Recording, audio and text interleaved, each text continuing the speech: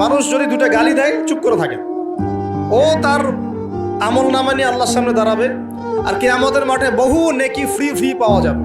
এটা কি জানেন? কিয়ামত অনেক নেকি বিনামূল্যে ফ্রি ফ্রি আসবে আমল নামায়। কেন আসবে বলি হাদিসটা।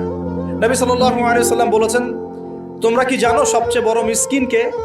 দরিদ্র মানুষকে, মিসকিনকে। সাহাবীরা বলছেন, আমরা তো মনে করি যার সম্পদ কম সেই মিসকিন। নবীজি বলছেন, না, প্রকৃত মিসকিন সে ব্যক্তি নয়। প্রকৃত মিসকিন সে ব্যক্তি যে কিয়ামতের মাঠে উঠবে উহুদ পাহাড়ের সমান নেকি নিয়ে উঠবে।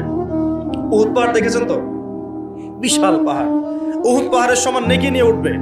নামাজের নেকি, যাকাতের নেকি, হজের নেকি, ওমরার নেকি, বিভিন্ন নেকি।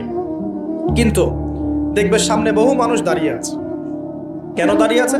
কারো কাছ থেকে টাকা নিয়েছে, টাকা শোধ করে নাই, কাউকে গালি দিয়েছে, কাউকে অন্যায়ভাবে অপবাদ দিয়েছে, কাউকে আঘাত করেছে, কারো উপর জুলুম করেছে ইত্যাদি।